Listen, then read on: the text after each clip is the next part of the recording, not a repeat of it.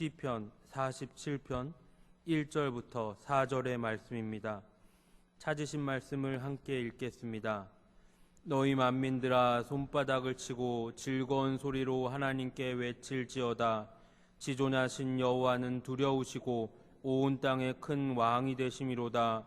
여호와께서 만민을 우리에게 나라들을 우리 발 아래 복종하게 하시며 우리를 위하여 기업을 택하시나니 곧 사랑하신 야곱의 영화로다. 우리에게 하나님 하면 먼저 떠오르는 건 개인의 간증입니다. 각자마다 나를 만져주시고 각자마다 나의 일상 속에서 일하셨던 하나님이 떠오릅니다.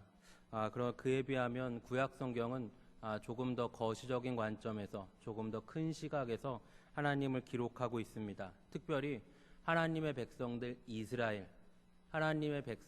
이스라엘의 지나왔던 여정 속에서 하나님이 어떻게 일하셨고 하나님이 어떻게 교훈하셨고 하나님이 어떻게 하나님의 백성들을 붙드시고 인도하셨는지 역사의 흔적들에 대해서 조금 더 자세히 기록하고 있습니다.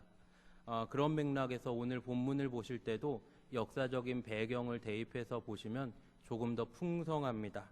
오늘 본문 짧은 4절의 본문에서 이런 역사적인 배경을 생각하시면서 두 가지 주안점을 두려고 합니다. 첫째는 우리 하나님은 높임받으실 왕이 되십니다. 하나님은 당연히 유일하시며 하나님은 당연히 영존하시며 하나님은 당연히 모든 영광과 찬송을 받으시기에 합당하신 분입니다. 하지만 하나님의 백성들의 관점에서 하나님의 백성들의 역사에서 하나님은 처음부터 하나님의 백성들에게 영광과 찬송을 받으시는 하나님은 아니셨습니다. 오늘 본문 2절의 표현대로 지존하시고 두려우시고 온 땅의 큰 왕이신 하나님은 아니셨습니다. 과거에 하나님의 백성들에게 지존하고 두렵고 온 땅의 큰 왕인 하나님과 같은 존재는 애굽이었습니다. 애굽의 신들이었습니다. 하나님의 백성들이 어정쩡하게 애굽에 섞여 살 때 자신들이 하나님의 백성이라는 정체성을 망각하고 살 때 애굽의 사고, 애굽의 정서, 그리고 애굽의 이런 분위기에 젖어서 살 때는 애굽 사람들이 추앙하고 애굽 사람들이 섬기는 신들을 비슷하게 우러러봤습니다. 그래서 하나님은 하나님의 백성들을 교훈하시려고 애굽을 치실 때 어떤 방법을 선택하시냐면 공개적으로 치십니다. 10가지 재앙을 통해서 애굽 사람들이 섬겼던 10가지 신들이 무력하고 하나님만이 유일한 하나님이심을 보이십니다. 어둠을 깔리게 하셔서 빛의 신을, 생명을 빼앗으셔서 생명을 주관하는 신을, 개구리를 퍼지게 하셔서 다산의 신을, 나일강이 범람하게 하셔서 나일강이 피로 범람하게 하셔서 나일강의 신을 무력하게 하시고 하나님의 하나님 되심을 보이십니다. 그리고 홍해를 가르시고 하나님의 백성들을 이제 광야를 지나 가나안으로 인도하십니다. 여러 가지 일을 지나고 가나안에 데리고 왔지만 가나안에도 가나안이 섬기는 신들이 자리를 잡고 있습니다. 폭풍과 전쟁의 신이며 풍요의 신으로 성경에 자주 등장하는 바알이 가나안의 대표적인 신이고, 또 하나는 그 당시에 바알과 거의 비등비등하게 사람들에게 지지를 받았던 가나안의 신은 엘입니다. 우상들의 다른 신들의 왕으로 나타났던, 표면적으로 나타나지는 않지만 신들의 왕, 신들의 신이라고 섬겼던 엘신이 있었습니다. 하나님의 백성들이 가나안 땅에 들어갑니다. 이 일은 표면적으로 볼 때는 이스라엘과 가나안 토착민들과의 전쟁이지만 영적으로 볼 때는 여호와와 바알과 엘의 전쟁이 됩니다. 하나님은 가나안의 전쟁을 주관하십니다. 하나님의 백성들은 가나안에서 전쟁을 할 때 단 한 번도 자신들의 능력이나 자신들의 군사력으로 전쟁에서 승리한 적이 없습니다. 하나님이 기적적으로 능력과 권능을 베푸셔서 승리하게 하십니다. 이건 뭡니까? 하나님이 바알이나 엘보다 훨씬 더 강력한 신이다 라는 걸 하나님의 백성들에게 보이시는 겁니다. 하나님 이렇게 일하십니다. 하나님의 능력과 권세로 위에서 찍어 눌러서 군림하시는 왕이 아니라 하나님의 백성들의 마음의 승복을 받아내십니다. 이게 진짜 능력이죠. 이게 진짜 힘이죠. 그 앞에서 고개를 숙일 수밖에 없는 힘, 그 앞에서 엎드릴 수밖에 없는 권세가 아니라 마음의 승복을 받아내십니다.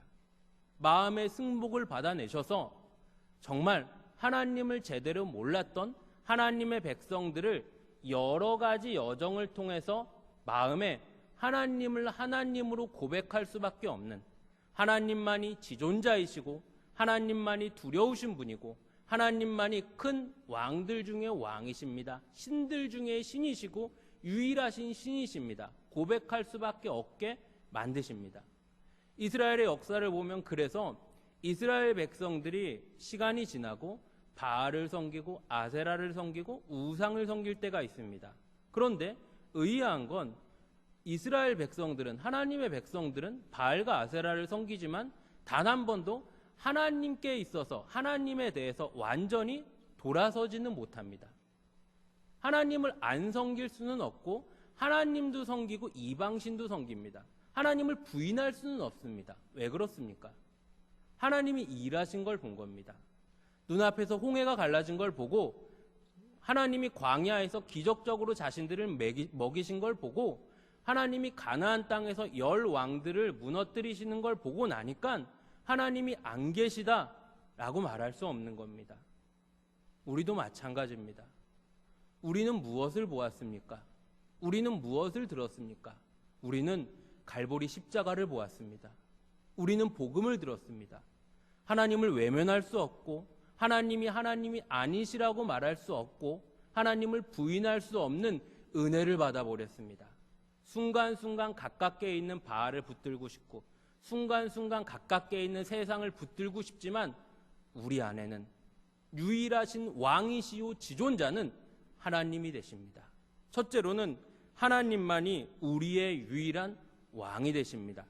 둘째는 하나님 백성의 탁월함, 우월함입니다. 4절 말씀을 보시면 우리를 위하여 기업을 택하시나니 곧 사랑하신 야곱의 영화로다. 하나님이 하나님의 백성들을 위해 택하신 기업이 무엇입니까? 가나안입니다. 천국입니다. 야곱은 이스라엘을 말합니다. 하나님의 자녀들을 말합니다. 가나안은 하나님이 사랑하시는 하나님의 백성들의 영화라고 말합니다. 이 영화는 킹제임스 번역을 보면 탁월함과 우월함을 상징합니다. 성경에서 등장하는 가나안은 젖과 꿀이 흐르는 땅입니다. 하나님이 하나님의 백성들에게 가나안을 주시고 이 가나안을 기업으로 주시고 이 가나안은 하나님의 백성의 우월함이다, 탁월함이다 라고 말씀하십니다. 하나님의 백성들이 그토록 고대하고 그토록 기대했던 젖과 꿀이 흐르는 땅, 그 땅 가나안을 말합니다. 그런데 땅으로만 봤을 때는 가나안은 그리 크게 젖과 꿀이 흐르는 땅, 이방 민족보다 우월하고 탁월한 땅이라고 말하기는 무리가 있습니다. 성경을 살펴보면 젖과 꿀이 흐르는 땅에 더 어울리는 땅은 시편 1편에 나와 있는 정말 시냇가에 심은 나무와 같이 사시사철 푸르른 땅은 어디입니까? 성경의 기록들을 본다면 가나안보다는 애굽이 더 가깝습니다. 애굽은 어떤 땅입니까? 고대 이집트가 큰 문명을 이룰 수 있게 했던 땅이 애굽입니다. 첫 번째 이유는 지리적인 요건입니다. 거대한 대륙을 나일강의 물줄기가 감싸고 있습니다. 사시사철 푸르고 농사를 지을 수 있습니다. 외적이 침입하기에 어렵고 방어하기는 쉽습니다. 그렇다면 애굽이 젖과 꿀이 흐르는 땅이고 다른 어떤 나라들보다 더 우월하고 탁월한 땅이 됩니다. 그에 비하면 가나안은 어떻습니까?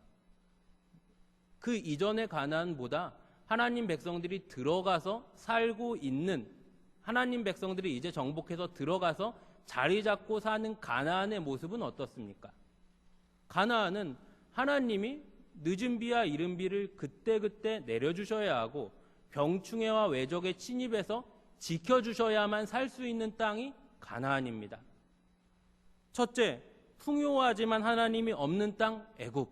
둘째, 외부적인 요건은 좋지만 외부적인 요건은 좋지 않지만 하나님이 함께 하시는 가나안. 첫째와 둘째, 어디를 택하시겠습니까? 하나님의 백성들이 세상과 비교할 수 없는 우월함은, 하나님의 백성들이 애국과 비교할 수 없는 탁월함은 어디에 있습니까? 하나님이 함께 하심에 있습니다.